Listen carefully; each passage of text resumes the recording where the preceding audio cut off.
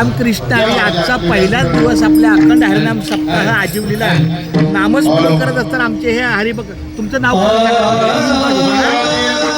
जय हिंद पाटील. अरे वा, जय हिंद पाटील. हे आपले आले त्यांना माहिती आहे तुम्ही जिथं कुठं असतो तिथं आपलं रामकृष्ण असतं.